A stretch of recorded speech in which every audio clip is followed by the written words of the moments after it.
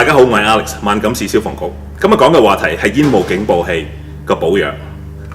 煙霧警報器24小時運作，所以我哋每3個月嘅時候應該定期清潔一次。清潔嘅方法係非常簡單，我哋用吸塵機能夠將入邊嘅昆蟲或者煙塵吸走，目的係防止警報器誤鳴。做嘅方法就係咁噶啦。